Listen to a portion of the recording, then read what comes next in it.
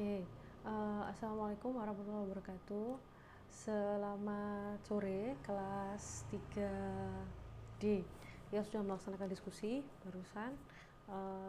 Saya memantau pertanyaan dan jawaban dari teman-teman dan ini reviewnya. Saya harap review ini bisa membantu teman-teman untuk meningkatkan kualitas baik untuk kelompok penyaji setelah ini maupun untuk teman-teman yang akan ikut berdiskusi untuk pertemuan ke depan ya, seperti itu. Oke, saya lihat ada beberapa yang sudah mengajukan pertanyaan meskipun beberapa nama saya lihat masih nama-nama yang lama, artinya nama-nama yang ya yang sering muncul gitu ya, yang sering muncul, tapi nggak apa-apa karena memang masih latihan. Semoga partisipannya atau peserta diskusinya akan semakin bervariasi. Sebelum saya mulai membahas pertanyaan satu persatu, yang saya ingin katakan setelah saya membaca beberapa pertanyaan dari kelas 3D, saya melihat ada banyak pertanyaan yang arahnya tidak jelas.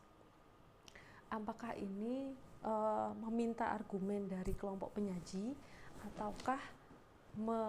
ataukah dia sedang menyampaikan argumennya sendiri, itu tidak jelas. Itu yang pertama. Kemudian yang tidak jelas lainnya, yang kedua adalah pertanyaan ini tidak sesuai konteksnya. Jadi arahnya kemana antara yang ditanyakan dengan yang dimaksudkan itu kayaknya nggak nyambung gitu. Kayaknya nggak nyambung. Saya sendiri ketika membaca pertanyaan cukup bertanya-tanya ini maunya sebenarnya arahnya kemana gitu ya. Saya akan contohkan nanti beberapa. Saya harap tidak ada yang merasa terintimidasi karena ini proses kita belajar bareng-bareng. Jadi kalaupun ada kesalahan kita maklumi, saya juga memaklumi karena Anda juga masih belajar ya. Tapi saya tetap harus bahas supaya ini menjadi pembelajaran untuk kita semua gitu ya. Oke, saya mulai. Yang pertama, saya mulai dari pertanyaannya Totiul. Oke.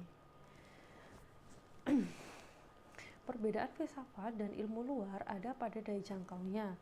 Filsafat mampu menjangkau objek lebih dalam, sedangkan ilmu luar hanya membahas hal yang diterobos oleh indera manusia karena tidak ada metode menerobos dunia luar. Jadi saya tanya di sini, apa ada metode khusus dalam filsafat atau hanya berbekal rasa keingintahuan yang besar untuk menggali informasi. Nah, untuk pertanyaan ini saya lihat jawaban dari teman-teman yang disajikan di sini sudah cukup benar gitu ya. Tapi kemudian ada muncul pertanyaan lagi di dalamnya, menerobos dunia luar itu maksudnya bagaimana, contohnya apa, tolong dijelaskan Mbak gitu ya. Kalau ilmu luar seperti sains kan hanya taunya itu ilmu yang bisa terlihat sehingga bisa diamati oleh manusia. Nah, untuk dunia luar indera mungkin maksudnya dunia atau hal yang tidak bisa dijangkau oleh indera. Contohnya ketika manusia ingin membuktikan bentuk bumi, kan tidak bisa mengamati secara langsung karena memang tidak ada secara jelas, mungkin seperti itu. Nah, ini yang saya tunggu, melihat hal yang tidak bisa dilihat menggunakan indera, contohnya alam akhirat, surga dan neraka. Menurut sumber buku 3 di sini diterangkan bahwa filsafat dapat menjangkau kawasan yang lebih luas gitu, yaitu berpikir. Ilmu pengetahuan dapat mengulas semua yang terjadi di bumi maupun semua benda yang di luar angkasa, namun terbatas sampai hal-hal yang diamati secara langsung oleh indera atau alat bantu. Ilmu pengetahuan tidak bisa menjangkau alam tidak kasat mata seperti akhirat, surga, neraka, alam jin. Itu benar sekali. Terima kasih tambahannya. Siapa? Nurlailatul Indadia. Itu betul sekali ya. Terima kasih. Betul sekali bahwa yang dimaksud menerobos dunia luar indera itu artinya kalau sains itu mungkin terbatas pada hal-hal yang bisa diamati oleh indera. Tadi yang jawaban terakhir tadi itu benar. Sedangkan kita tahu bahwa di dunia ini ada hal-hal yang sifatnya wujud maupun yang non-wujud gitu. Filsafat itu biasanya filsafat itu juga termasuk membahas hal-hal yang sifatnya non-wujud gitu. Non-wujud itu apa, Bu? Maksudnya apakah jin atau gaib? Enggak. Tidak selalu kita kaitkan dengan jin dan gaib ya. Hal-hal yang sifatnya non-wujud itu termasuk sesuatu yang sifatnya itu mental gitu. Sesuatu yang sifatnya mental itu yang bagaimana? Ya, yang bisa kita pikirkan secara mental gitu. Misal konsep Tuhan, konsep tadi yang disebutkan surga dan neraka. Kenapa ada apakah surga dan neraka itu memang benar-benar ada? Nah, itu kan termasuk kita memikirkan secara mental gitu. Konsep Tuhan itu bagaimana? Itu kan mental gitu. Apakah selalu bisa dibuktikan oleh sains gitu kan? Tidak. Nah, filsafat itu termasuk menjangkau ranah memikirkan yang seperti itu juga gitu ya, kira-kira seperti itu. Betul sekali, jawabannya teman-teman sudah bagus. Terus selanjutnya Yuni, pertanyaan dari Yuni Alfiatul Husmia. Dalam praktek ekonomi, untuk memilih mana yang lebih baik antara ekonomi liberal atau ekonomi sosialis atau yang lain, untuk menentukan mana yang cocok digunakan, harus menggunakan pemikiran filsafat. Apa saja pertimbangan yang harus dipertimbangkan untuk memilih sebuah kebijakan, di mana filsafat sendiri bersifat subjektif, yang selalu ada pro dan kontra, ada yang pro dan selalu ada yang kontra. Terus, menurut kesimpulan kelompok kami dari buku filsafat pendidikannya Pak Sugiono, pertimbangannya adalah dasar filsafat yang dipakai negara tersebut. Misal, negara memilih ekonomi liberal karena dasar filsafat yang dipakai adalah persoalan ekonomi adalah hak setiap manusia, dan menggunakan ekonomi sosialis artinya persoalan ekonomi adalah persoalan orang banyak. Oh begitu ya Mbak, walaupun sesuai dasar filsafat masih menuntut kemungkinan ada pro kontra dalam kebijakan, mengingat filsafat sendiri bersifat subjektif. Mungkin bisa terjadi ada pro kontra gitu ya, lihat aja di Indonesia sendiri gitu ya, kita sudah menetapkan ekonomi ekonomi apa di negara kita ini, sistem ekonominya apa, demokratis kah gitu, sesuai dengan filsafat negaranya masing-masing gitu. Betul, jadi mengarahkan kebijakan ekonomi itu tergantung pada bagaimana negara ini awalnya dibentuk, bagaimana negara ini menganggap suatu kemerdekaan, bagaimana negara ini mengelola rakyatnya, dan itu sudah dirumuskan dari sejak dahulu gitu. Apakah kemudian masih ada pro kontranya? Anda kan masih bisa lihat di luar sana berita berapa banyak orang yang masih tidak mau meyakini Pancasila, padahal itu falsafah hidup bangsa Indonesia. Berapa banyak orang yang masih ngeyel pada sistem khilafah gitu ya. Saya bukan berarti tidak pro khilafah, saya tidak ingin melanjutkan perdebatan yang ke arah sana ya, tapi kita kan ngomonginnya kan konteks NKRI ya kan. Negara itu adalah negara yang sudah memberikan kita kemerdekaan, keleluasaan, sampai kita bisa sebebas ini melaksanakan pendidikan, makan, minum, hidup dengan dengan bebas, dengan merdeka, tidak dijajah gitu kan. Kemudian masih ada saja segelintir orang yang ingin menegakkan paham filsafahnya yang berbeda. Otomatis mereka punya pandangan sendiri bagaimana ekonomi itu harus berjalan, karena mereka punya pandangan yang berbeda dari Pancasila gitu-gitu ya. Jadi kalau ditanyakan apakah masih ada pro dan kontra gitu, jelas masih ada ya, jelas masih ada. Di negara yang sifatnya kapitalis pun, seperti di Amerika misalkan, yang yang liberalis pun, pasti ada orang-orang yang sebenarnya menginginkan sistem yang lebih teratur gitu. Tapi justru di negara-negara yang sifatnya seperti Korea Utara, yang semua urusan diatur oleh negara pun, pasti di sana ada orang-orang yang sebenarnya ingin segala sesuatu itu, termasuk ekonomi, diatur secara liberal gitu. Tapi kan ya tergantung negaranya masing-masing ya. Pasti kalau pro kontra pasti masih ada gitu. Kenapa kita bahas sampai ekonomi? Oke, terima kasih. Tidak apa-apa ya. Pertanyaan selanjutnya dia Husnul. Misalnya dalam memilih tipe pemerintahan demokratis atau pemerintahan otoriter, orang mau tidak mau harus menggunakan pemikiran yang filsafat. Bagaimana konsep demokrasi dalam filsafat? Nah ini yang tadi saya termasuk bilang, pertanyaan ini arahnya kemana? Kenapa ditanyakan bagaimana konsep demokrasi dalam filsafat?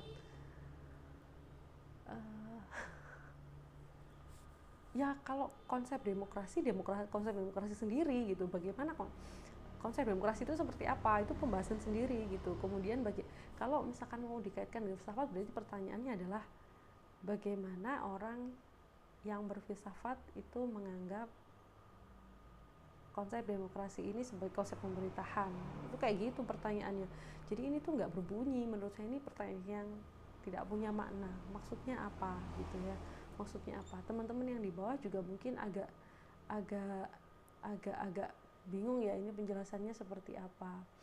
Maksud dari pernyataan tersebut adalah tentang mana yang lebih baik dipilih antara pemerintahan yang demokratis dengan pemerintahan otoriter dengan pemikiran filsafat, bukan yang bahas tentang konsep pemerintahan demokratis dalam filsafat ini. Jadi pemateri agaknya bingung juga. Iya Mbak, lalu saya bertanya bagaimana Demokrat?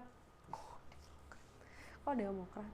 Demokrat dalam pandangan filsafat itu seperti apa? Ya, kalau dasar katanya demokratis kan artinya bebas ya, kita punya kebebasan, punya kemerdekaan dalam berpendapat, dalam mengatur urusan ya. Filsafat pun sama dasarnya. Terus yang ditanyain apa gitu, saya jadi bingung. Ya, saya jadi bingung. Gitu ya. Saya pikir teman-teman berusaha menjawab tapi karena tidak paham konteks utamanya jadi agak kemana-mana jawabannya ya.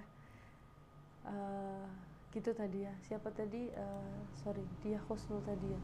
Jadi saya harap ketika muncul pertanyaan seperti ini tuh, kalau Anda memang tidak paham maksudnya ya, tidak paham maksud kalimat ini, maka tanyakan kalimatnya.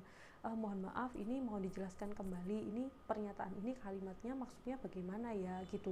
Jangan ujuk-ujuk kemudian bagaimana konsep demokrasi dalam filsafat gitu, kemudian apa gini sini.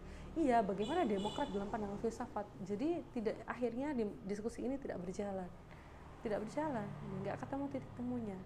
Jadi pemateri tidak bisa memahami apa yang ditanyakan, penanya pun tidak mendapatkan jawabannya gitu ya, kira-kira seperti itu. Laili Habibah, ada pernyataan bahwa filsafat juga mengontrol ilmu pengetahuan, terutama dalam pemanfaatan temuan ilmu. Bagaimana filsafat bisa mengontrolnya? Gitu dijawab.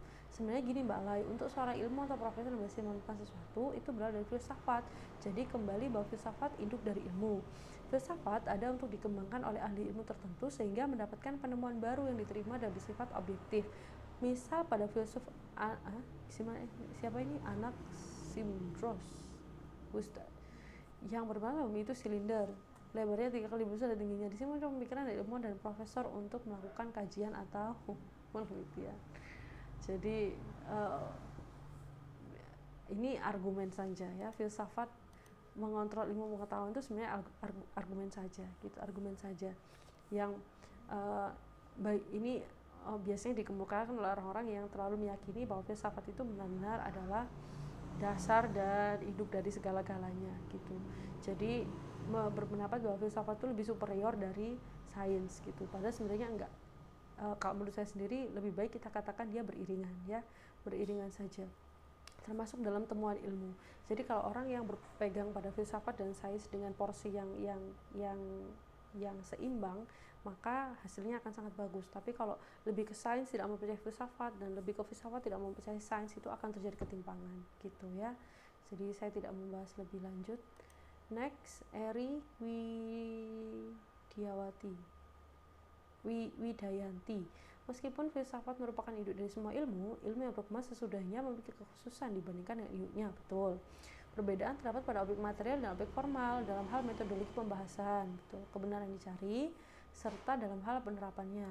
Apa perbedaan segi metodologi, kebenaran dicari dan penerapannya? Ini yang saya bilang pertanyaan yang sama kayak minggu lalu, yang sifatnya clustering. Gitu ya, pertanyaan yang clustering.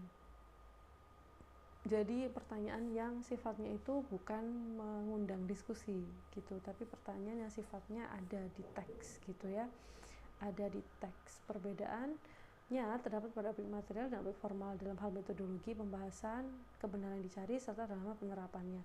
Ya jelas, contohnya aja kayak misalkan anggaplah ilmu fisika dengan ilmu kimia gitu, metodologi pembahasannya jelas berbeda, karena kalau kimia lebih menekankan pada percobaan-percobaan ilmiah misalkan untuk mencapai sesuatu yang sifatnya meneliti tentang unsur-unsur kimiawi, proses kimiawi dan seterusnya. Sedangkan di fisika beda lagi fokusnya, metodologi pembahasannya jelas berbeda gitu. Tidak semuanya menggunakan penerapan percobaan di laboratorium, tapi bisa jadi via praktek, via pengamatan dan seterusnya gitu. Beda metodologi pembahasannya.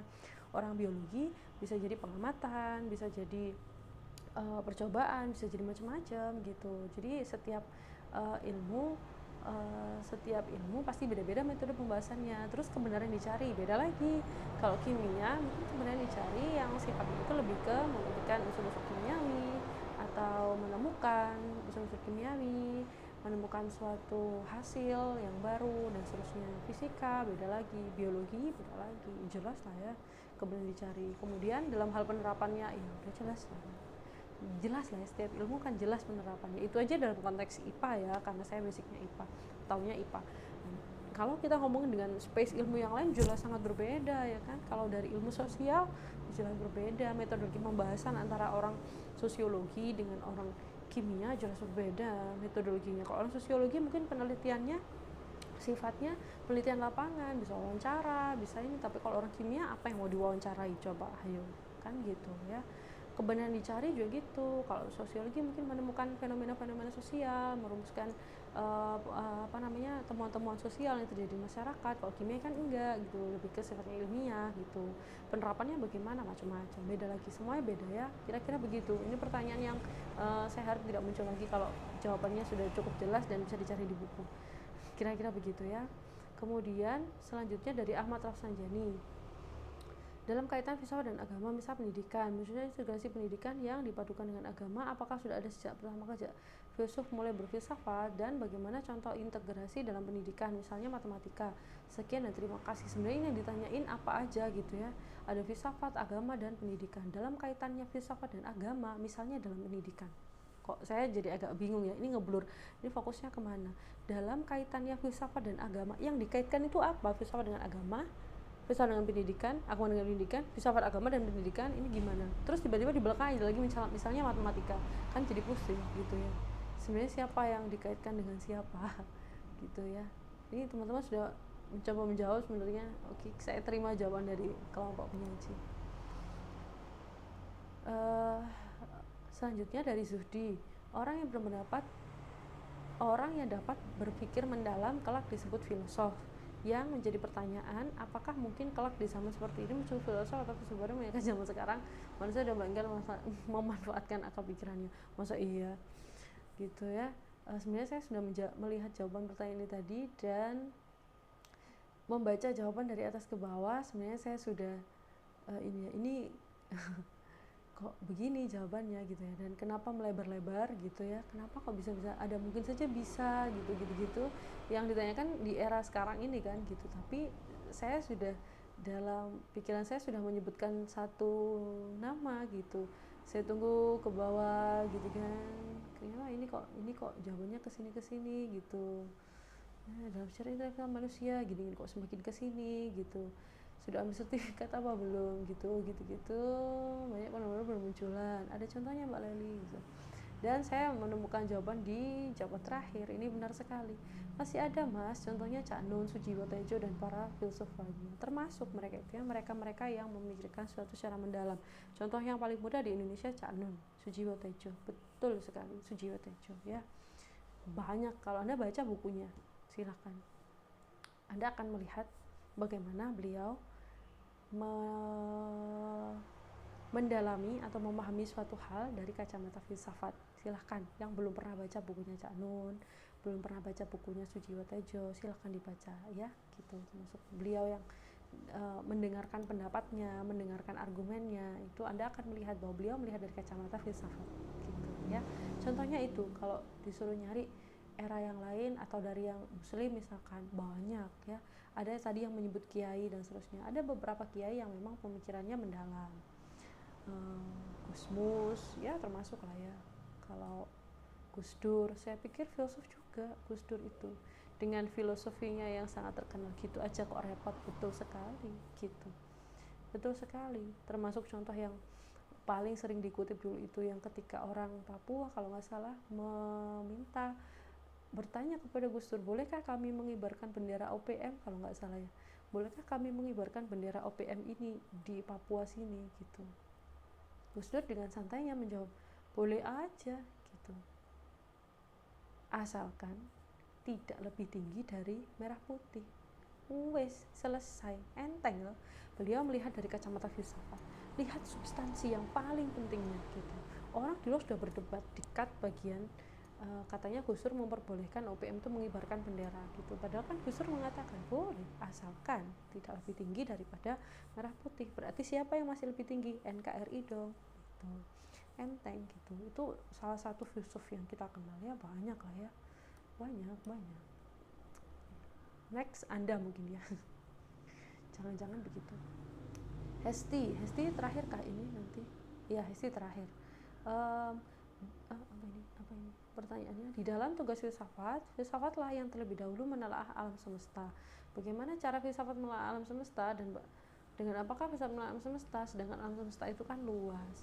Sebenarnya tuh kalimat ini tuh, pernyataan ini itu maksudnya adalah bahwa dulu itu orang-orang yang berpikir filsafat itu pertama karena mengamati alam semesta, mengamati kenapa matahari itu terbit dan tenggelam, kenapa bulan itu muncul dan hilang, kenapa terang berganti dengan gelap, kenapa harus ada pasang dan surut. Itu namanya mengamati alam semesta.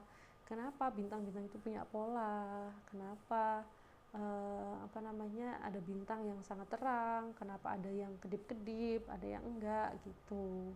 Maksudnya seperti itu sederhananya ya. Jadi sebenarnya yang paling dulu memikirkan alam semesta ya itu gitu.